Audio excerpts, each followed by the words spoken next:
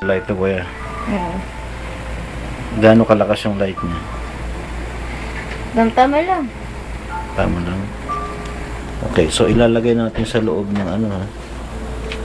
Sa loob ng glass. Ewan ko lang, kasya ba rito? Yata kasya eh. Sabi mas maliit. Kunin mo yung mas maliit na ano doon. So we have 2 Guardian diamonds here. So ito ilalagay natin sa loob. Okay? Tingnan mo ko yung pagbabago sa light niya ha? Alalayan mo yung ano, alalayan mo sa medyo pahiga mo ng konti yung pichel. Hawakan mo. Pahiga mo lang. Yan, ganyan, ganyan. Oops. Ayan. Okay? Lalay lang. Lalagay ko sa loob.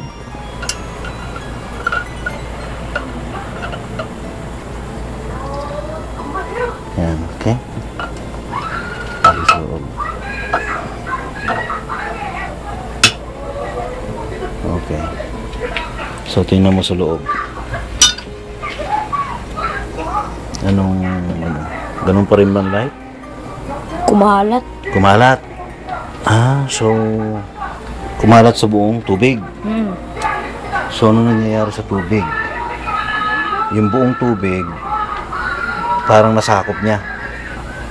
So, yung light, nag-extend hanggang dito. Tama. Okay. So, hindi nagbabago yung light niya sa loob? Sa loob ng Guardian Diamond? Hindi. So, nung kumalat, lalo pa siyang tumingkad. Tumakas pa. Opo.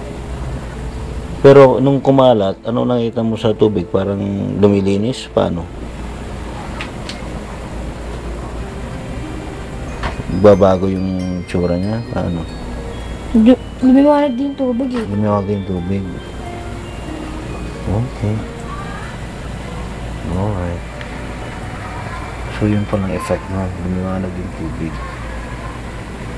So, walang pagbabago doon sa ano niya.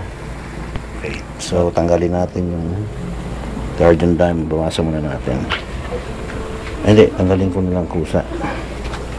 Tanggalin ko na lang kusa yung Guardian Diamond. Okay? Alright. So, tatanggalin ko. Tingnan mo kung may pagbabago ha. Patanggal. Okay. Tinatanggal ko yung Guardian Diamond. Ito yung XL size. Tingnan mo anong pagbabago sa tubig. Lumiwanag ah. Naiwan yung light. Tapos nawala na yan. Ito nang nawala. Ito na mismo sa loob. Pero pag igaganyan mo ulit siya, magre-recharge siya ulit.